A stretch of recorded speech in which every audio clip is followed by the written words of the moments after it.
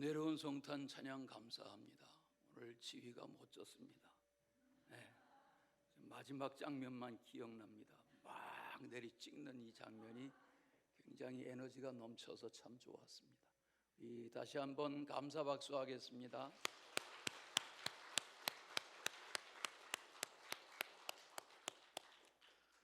이 구청 앞에 상가 지하실에서 성탄 예배할 때에 남자 교인들이 성가대에 몇 사람 없고 새 얼굴들이 꽉 찬 것을 보니까 세월이 많이 가고 있구나, 그런 생각을 오늘 성가대 찬양을 대하면서 생각했습니다.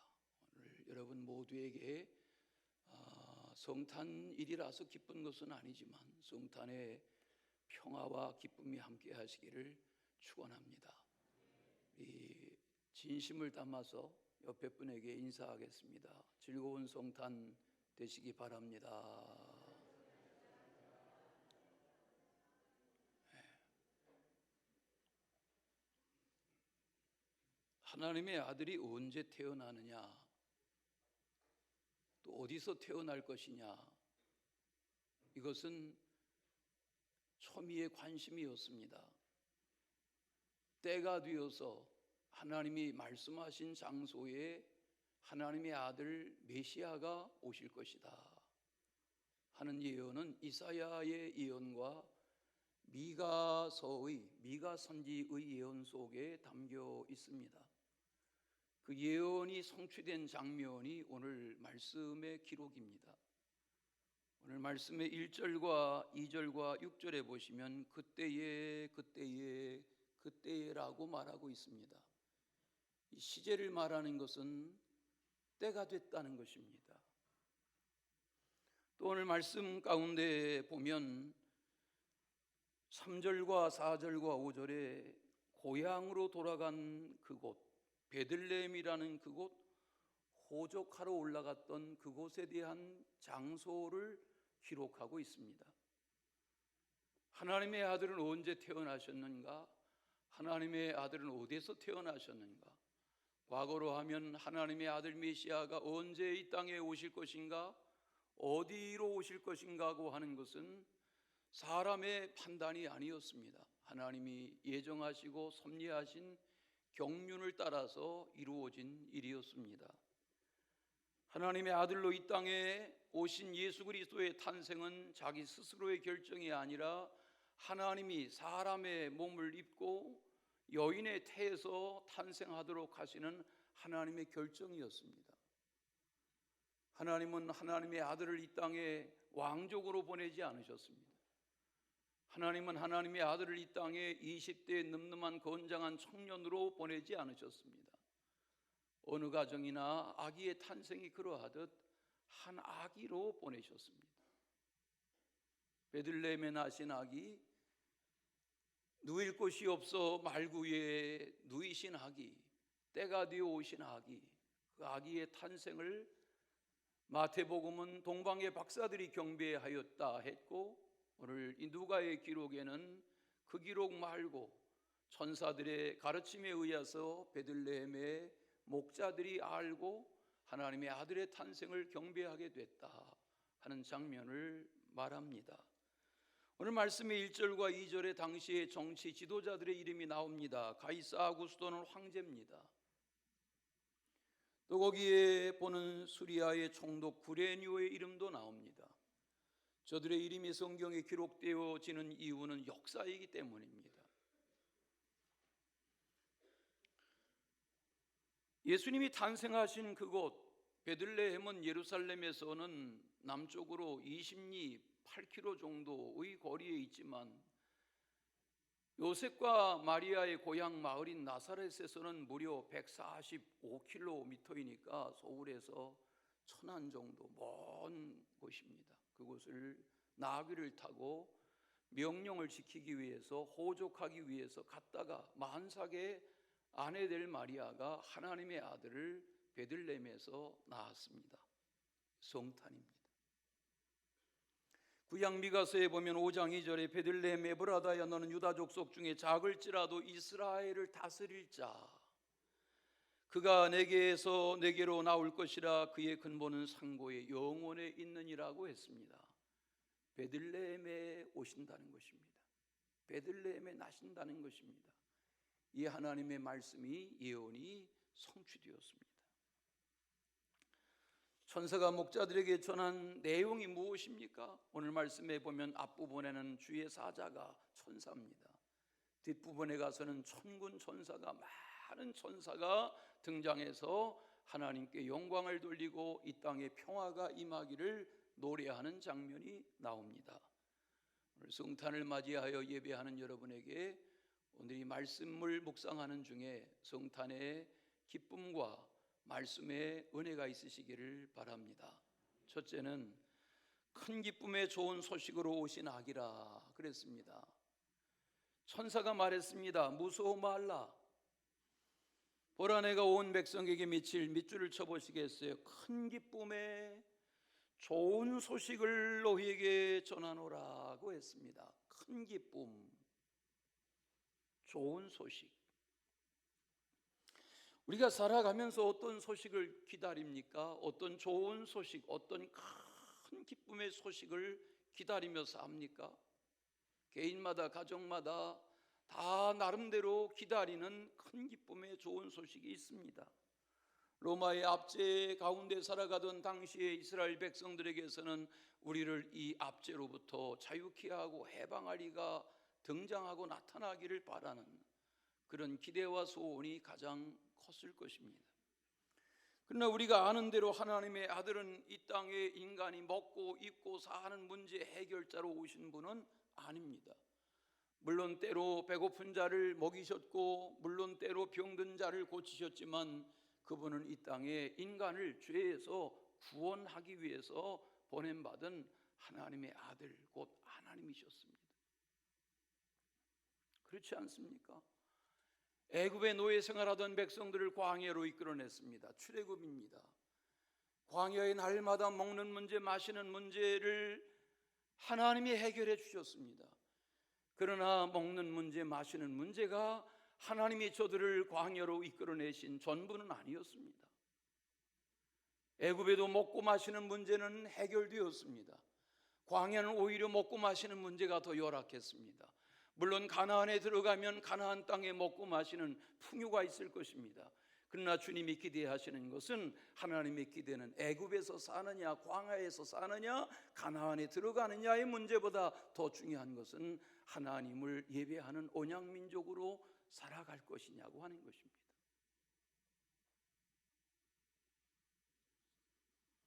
우리는 무슨 큰 기쁨의 좋은 소식을 기다리며 사는 그것이 삶의 의미라고 여기며 삽니다.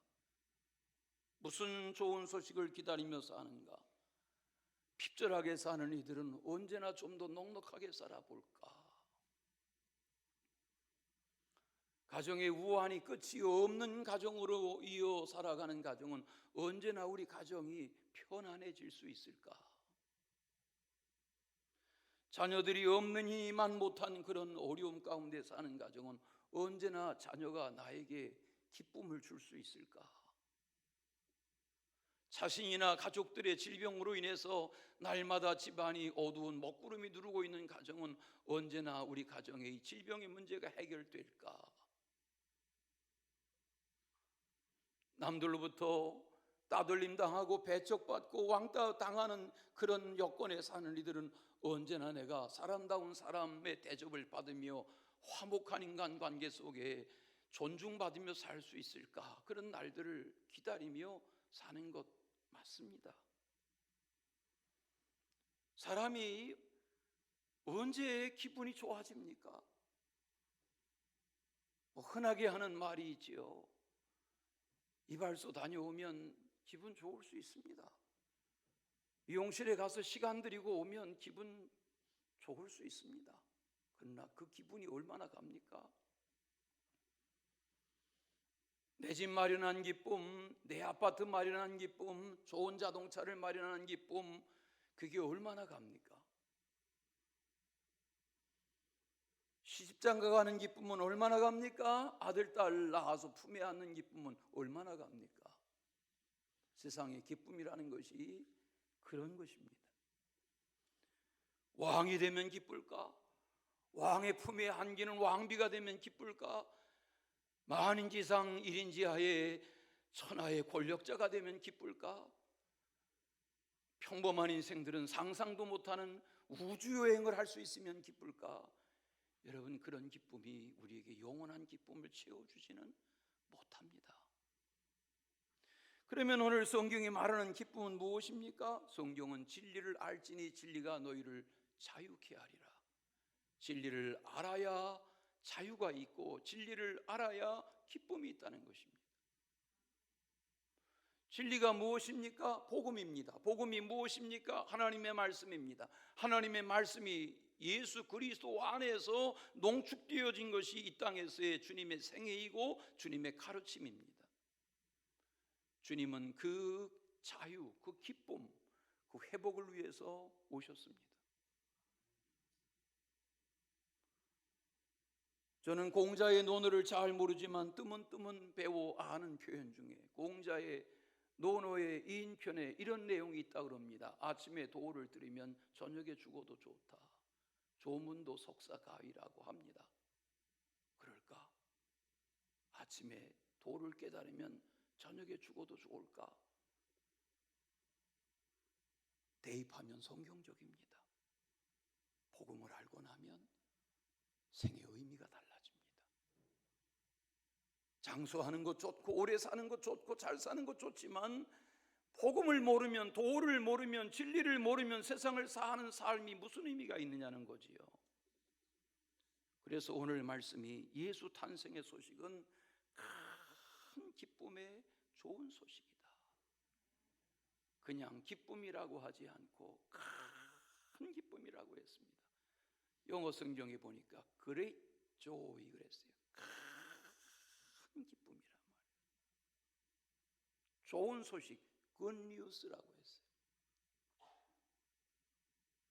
무엇이 큰 기쁨을 주는, 식지 않는 기쁨을 주는, 영원한 기쁨을 주는, 완전한 기쁨을 주는 큰 기쁨의 좋은 소식이 세상에 있는가? 어디 있는가?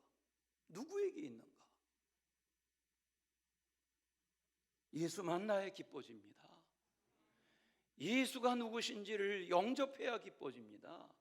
예수가 내 안에, 내가 예수 안에 사는 삶이, 예수 동행하는 삶이 이루어질 때 기뻐집니다.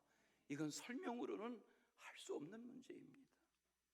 어제 점심시간에 우리 성가대 이렇게 연습하시는데 우리 김상용 장로님이 혼자 좀 일찍 내려오셔서 속도원하고 같이 못 앉으시고 혼자 외롭게 식사하시길래 제가 말벗 해드리려고 밥 먹다 말고 맞은편에 가서 식사를 장로님하고 같이 했어요. 그 제가 밥 먹으면 밥만 먹나요? 제가 장로님 만나면 듣고 싶은 얘기가 많으니까 이 얘기 저 얘기 물어보기도 하고 대화하는데 어제 식사 중에 이런 얘기 저런 얘기 하다가 얼마 전에 스스로 불을 질러서 그 안에서 목숨을 스스로 끄는 불교의 유명한 승려 이야기가 나왔어요. 누구 얘기인가 아시죠? 69살에 조계종에, 우리나라에 뭐 태고종, 조계종 뭐 이런 종단이 많지만 우리나라 최고의 불교 종단인 조계종의 총무원장을 2번씩이나 지내고 불교대학인 동국대학교의 경영의 실세로 학교를 주락펴락했던 그런 인물인 이 한 승려가 세상을 스스로 마감했다. 그런 소식인데 그 이야기 뭐 저는 그저 조금씩 뉴스에 접해서 알고 뭐 그런 일들이 불교계에는 없지 않으니까 성철 같은 이도 나중에 세상 떠날 때는 내가 지옥으로 간다 이러면서 세상을 자기가 잘못 사는 것을 다 탄식하고 떠난 그런 역사 아니까 뭐 불교계에 대단하다고 해봐야 진리를 깨닫지 못한 이들의 마지막은 그렇겠거니 이렇게 여겼는데 어제 우리 장로님 말씀을 듣고 하다 보니까 장로님이 최근에 알게 된 좋은 자료를 저한테 주셔서 같이 잠깐 나누려고 그럽니다. 1973년 50년 전이죠. 1973년 2월 어느 날 해인사에 고등학교를 졸업한 10대 후반의 두 젊은이가, 한 젊은이는 춘천에서, 한 젊은이는 대구의 큰 병원의 원장의 아들 중에 하나인 이 두 젊은이가 해인사에 들어갔습니다. 머리를 깎았습니다. 그리고 이름을 받았습니다. 한 이에게는 자승이라는 본명, 한 이에게는 계정이라는 본명이 부여되었습니다. 사찰의 일이라는 것이 처음에는 다 물 깃고 마당 쓸고 이런저런 두시정 들고 빨래하고 나무 해오고 이런 일들로부터 시작해서 나름대로 불법을 배우기 시작했겠죠. 그런 세상을 살다가 여기 계정이라는 이는 10년 후에 환속했습니다. 그리고 사업에 손도 대고 가정도 이루고 자녀도 낳고 그렇게 지내던 중에 누군가가 그에게 복음으로 살아야 된다 하고 복음을 전했는데, 그것이 그에게 역사가 일어나서 받아들이고 늦가기로 신학을 하고 지금 목사로 지내고 있습니다. 어제 그 최봉익 목사에 대한 이야기를 듣고 유튜브에 들어가 보니까 여기저기 간증한 내용도 많고 기독교 TV에 나와서 간증한 일도 많고 일본과 필리핀 등지를 드나들면서 선교하고, 코스타 아십니까? 코스타는 우리나라의 젊은이들에게 복음을 전하는 최고의 단체가 코스타인데, 코스타의 강사로 저도 한 번도 불려간 적이 없는데 코스타의 메인 강사로도 초청을 받는, 왜? 그의 삶의 일대기가 우여곡절이 많으니까 들을 이야기가 많겠죠. 그런 반면에 여기 그의 친구로 같이 지냈던 자승이라는 이는 권력 집착을 가지고 불교계의 종단의 총무원장을 역임하면서 불교 대학을 다 주물러 가며 그렇게 큰 손으로 지냈지만 자신의 마지막을 스스로 다 불을 질러서 안성시에 있는 칠장사의 승려들의 생활관인 요사체에 불을 지르고 그 안에서 스스로 자신의 목숨을 끊고 말았습니다. 나중에 들려지는 이야기에 보니까 무슨 은처가 있네, 은처가 뭔가 하고 설명을 찾아보니까 순교는 부인을 은처라고 한다네. 은처가 있네, 처자식을 미국에 보냈네, 강남의 고급 룸사롱회를 드나들었네, 무슨 승려들 간에 대도박단을 운영했네. 이런 일들이 세상을 스스로 목숨을 끊은 저의 뒷이야기로 떠돌아다닙니다.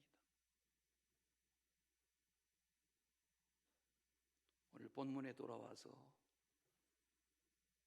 예수 그리스도가 우리에게 큰 기쁨의 좋은 소식이라는 말이 무엇인가? 예수 만나야 합니다. 예수님을 영접해야 합니다. 예수님 안에 사는 사람, 예수님과 더불어 사는 사람, 예수님을 내 생애의 큰 기쁨의 좋은 소식의 주인공으로 모시고 사는 사람은 삶이 다릅니다. 예배가 기다려집니다. 찬송이 다르고 기도가 다르고 헌신이 다르고 봉사가 다르고 대인관과 다르고 주변에 예수 모르는 사람을 대하는 심정이 다릅니다.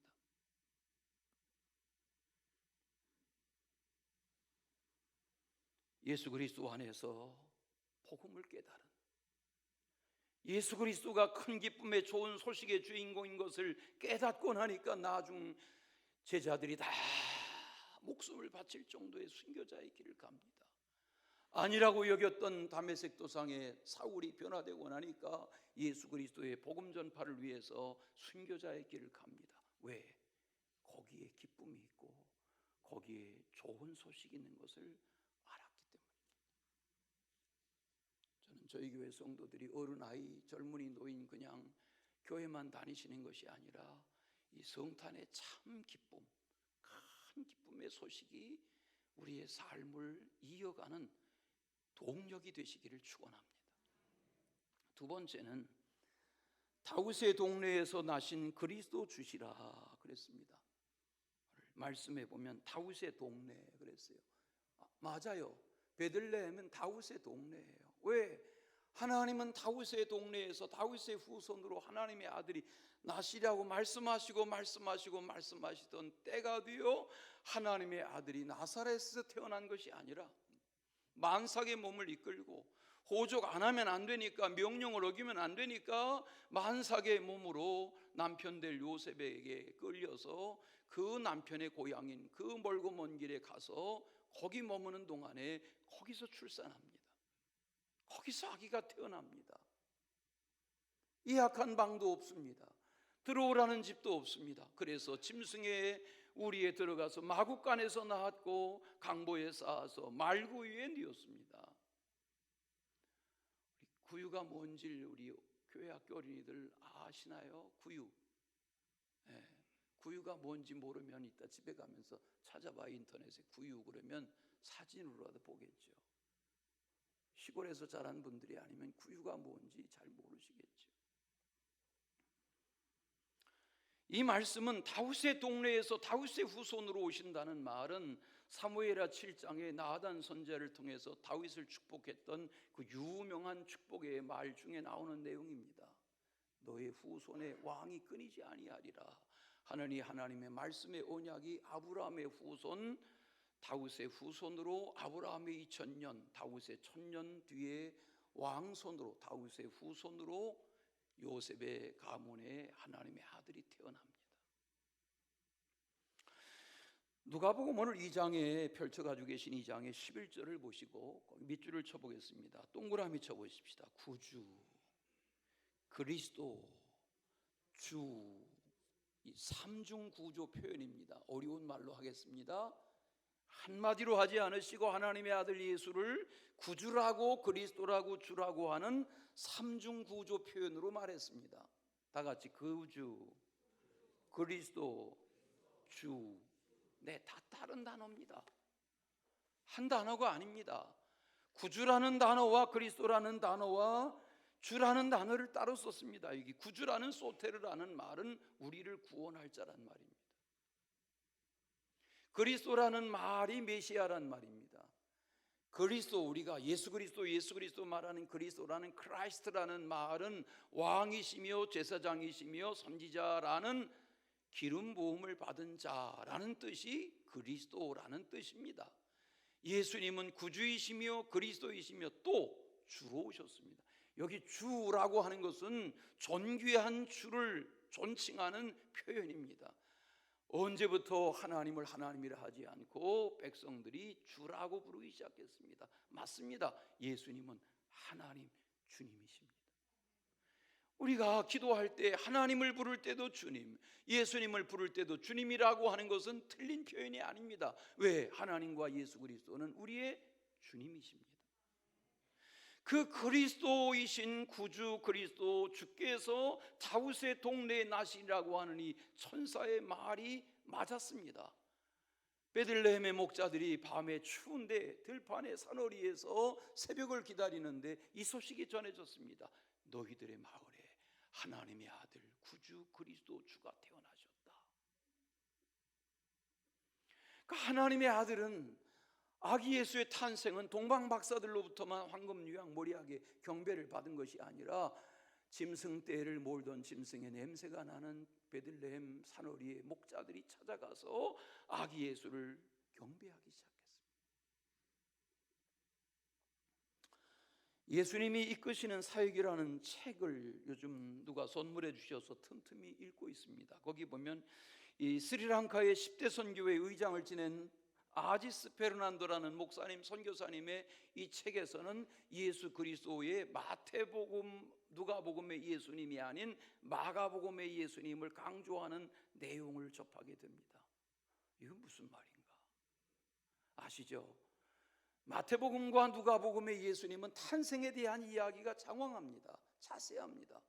그래서 예수 그리스도의 탄생에 대한 말씀을 대하려면 마태복음을 펼쳐야 하고 누가복음을 펼쳐야 합니다. 그런데 마가복음에는 예수님이 어떻게 탄생했다는 오늘과 같은 이런 말씀의 본문이 없습니다. 잘 들어보세요. 마가복음은 1장 1절이 이렇게 시작됩니다. 하나님의 아들 예수 그리스도의 복음의 시작이라. 이렇게 해놓고 예수 그리스도가 이 복음으로 오신 예수님이 누구신지 어떤 사역을 하셨는지를 본격적으로 설명하기 시작합니다. 이게 마가복음입니다. 그 마가복음 1장 시작된 1절부터 읽다 보면 14절 금방 시작되죠. 14절에 가서 이렇게 말합니다. 요한이 잡힌 후 예수께서 갈릴리에 오셔서 하나님의 복음을 전파하여 이르셨다. 때가 찼고 하나님의 나라가 가까웠으니 회개하고 복음을 믿으라 하셨다. 이렇게 써 있습니다. 세례 요한이 잡힌 후라는 말은 무슨 말입니까? 세례 요한의 때가 끝났단 말입니다. 사명자로 보낸 마지막 구약 시대의 선지자인 세례 요한이 잡혔다는 말은 그의 사명이 끝난 때에 하나님의 아들인 예수 그리스도가 갈릴리에 오셔서 말씀하기 시작하시는데 회개하라 천국이 가까웠다고 말씀하기 시작하셨다. 그리고 하나님의 아들이 오셔서 무슨 일을 하셨는지를 선포하기 시작합니다. 우리가 이렇게 성탄절이 끝나면 내일부터는 성탄 찬양을 거의 안 부릅니다. 뭐 개인적으로 부르실 수 있지만 예배 시간에 성탄 찬양을 찾아 부르는 경우는 더러 있지 오늘로 성탄 찬양 더 이상 잘 안 부릅니다. 물론 불러도 좋죠. 제가 늘 이야기하는 대로 필라델피아 살 때 급하게 시내 병원 문병 갈 일이 있어서 시내 고속도로로 들어가는데 한여름인데 크리스마스 캐롤이 매들리로 나와요. 40도 더운데 그것도 기분이 묘하대요. 막 한여름에 막 덥고 그럴 때 크리스마스 캐롤을 좀 들어보세요. 기분이 묘합니다. 물론 주님의 성탄의 소식은 사철 우리에게 주어지는 소식이지만 오늘 모처럼 예배에 오신 누구라도 오늘 이 말씀에 은혜가 있으시기를 바랍니다. 우리가 부르는 성탄 찬송 기쁘다 구주 오셨네라는 찬송을 오늘도 시작하는 찬송으로 부르셨는데 그 찬송의 3절에 보면 이렇게 되어 있습니다.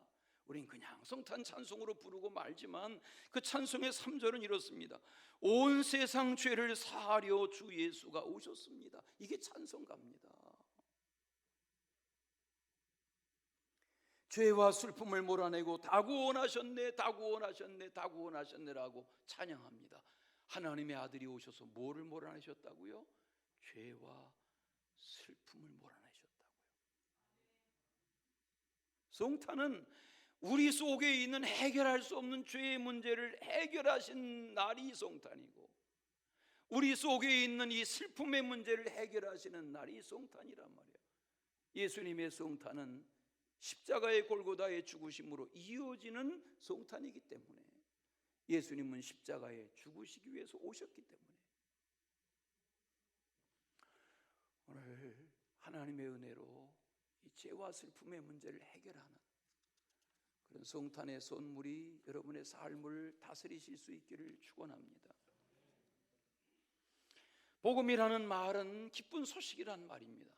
요한겔리온이라는 복음이라는 말은 전쟁에 이겼습니다 하고 마라톤 전쟁에서 전쟁의 승리의 소식을 전하는 것처럼 전쟁에 승리한 개선의 소식을 전하는 이 기쁜 소식, 이게 복음이었습니다.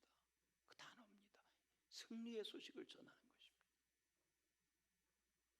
마지막 영광과 평화의 왕이신 예수님이라고 했습니다. 오늘 말씀해 보시면 밑줄 쳐 보시겠어요? 영광, 평화. 14절에 영광과 평화를 말합니다. 맞습니다. 하나님의 아들은 하나님께 영광을 돌리고 이 땅에 하나님의 기뻐하심을 입는 모든 사람들에게 주실 평화의 왕으로 오셨습니다. 여러분, 원래 왕이라는 자리는 군림하는 자리가 아닙니다. 왕은 나라를 잘 돌보고 백성을 잘 돌보아서 굶주리는 백성, 추위에 떠는 백성, 소외되는 백성이 없도록 치리하는 위임된 자리가 왕의 자리지 자기 자신이 주색 잡기를 즐기고 호색하는 자리가 아닙니다. 하나님의 아들은 하나님께 영광을 돌리는 왕으로 이 땅에 그의 오심을 기뻐하는 이들의 평화의 왕으로 오신 것입니다. 잘 보면 오늘 말씀을 잘 보시면 누구에게 평화가 임할 것이라고 했습니까? 누구에게? 저를 보지 마시고 성경대로 우리 어제 오후에 남으셨던 분들이 이 말씀 다 같이 외우시고 돌아가셨는데 누구에게 평화가 임할 것이라고 했습니까? 성경 보시고 누구에게? 네, 아무에게나 임하는 평화가 아닙니다. 누구에게나 임하는 평화가 아닙니다. 하나님의 기뻐하심을 입은 사람에게 임하는 평화입니다. 여기 하나님의 기뻐하심을 입은 자라는 말은 하나님의 은총을 입은 자. 우리가 성은이 만극하여이다 그러잖아요. 왕의 은혜만 입어도 대단해야 하는데 하나님의 은혜를 입은 자, 하나님의 은총을 입은 자가 하나님의 기뻐하신 자입니다. 또 여기 하나님의 기뻐하신 자라는 말은 하나님의 택함을 입은 자입니다. 그러니까 이 성탄의 기쁨은 누구나 다 기쁜 거 아닙니다. 아무나 기쁜 거 아닙니다. 물론 상업적인 기쁨이 있죠. 쇼핑몰에서 느끼는 기쁨, 어제 명동거리에 8만 명이 운집했다는 그냥 그렇게 그런 무리의 기쁨 말고 복음으로 인한 하나님의 아들이 주시는 영광과 기쁨, 이것이 우리에게 임할 수 있기를 바랍니다. 고린도후서 1장을 읽다 보면 20절에 이렇게 말합니다. 우리가 아멘하여 하나님께 영광을 돌릴지어다. 아멘하여가 무엇입니까? 하나님의 뜻을 깨달은 자에게 하나님의 영광을 돌리는 순간이 다가온다는 말입니다. 양화진에 가면, 우리 양화진에 함께 방문해 본 분들이 계시지만 양화진에 가면 거기 외국인 묘원 선교사 묘원에 루비 캔드릭의 묘가 있습니다. 이 루비 캔드릭은 캐나다에서 우리나라에 와서 9개월 만에 맹장염으로 치료받지 못하고 세상을 떠났습니다. 한국말 배우다가 그냥 세상 떠났습니다. 아무것도 못했습니다. 그런데 그가 우리나라에 와서 선교하려고 와서 조선말 배우면서 정착하려 하던 중에 병을 얻었는데 자기의 고향에 이 즈음에 부모에게 편지를 썼습니다. 내가 지금 병을 얻었지만 내게 1000개의 심장이라도 있다면 그 1000개의 심장을 이 조선 땅을 위해서 다 주고 싶습니다. 내가 혹시 세상을 떠나더라도 이 소식을 접한 내 땅에, 미국이죠, 내 땅의 형제 자매들 중에서 10명, 100명, 1000명이라도 이 땅에 와서 복음을 전해줄 수 있으면 좋겠습니다. 맹장염으로 치료받지 못하고 세상을 떠난 그 후에 뱃길로 이 편지가 부모에게 도착했습니다.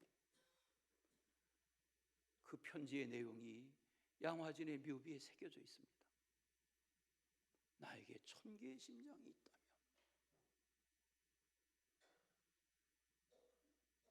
복음은 가치가 있는 것입니다. 이 복음을 전해도 조만, 전하지 못해도 그만이 아니라 전하고자 하는 내 가족, 내 부모, 내 형제, 내 자녀, 내 주변에 복음을 모르고 사는 영혼들에게 복음을 전하고자 하는 내게 1000개의 심장이라도 있다면 이 심정이 성탄일을 맞은 우리 모두의 심정이 되실 수 있기를 축원합니다. 교회력은 지난 4주 동안 지냈던 이 강림절이 교회력의 시작입니다. 오늘 새해 달력을 받아가시지만 새해 달력은 1월 1일부터 시작되지만 교회의 달력, 교회력은 강림절이 시작되는 이 촛불이 하나씩 하나씩 기쁨의 촛불로, 평화의 촛불로, 사랑의 촛불로, 소망의 촛불로 이렇게 의미를 부여한 이 촛불이 밝혀지는 4주 동안으로 시작해서 이 절기가 교회의 절기의 한 해의 시작입니다. 이제 성탄일이 이렇게 오후로 기울어 갈 것입니다. 그리고 새해를 맞을 것입니다. 오늘 이 성탄의 메시지가 누군가에게 오래도록 기억되는 삶의 변화가 있으시기를 축원합니다. 사랑의 주 하나님 아버지, 평화의 왕으로 하나님의 영광을 돌리려 오신 구주 예수 그리스도의 탄생을 기뻐하는 우리가 무엇을 기뻐하며 왜 기뻐해야 하며 어떻게 기뻐하며 살아야 하는지를 깨닫게 하시고 하나님의 사람다운 삶을 살 수 있도록 성령께서 인도하여 주옵소서. 예수 그리스도 이름으로 기도하옵나이다.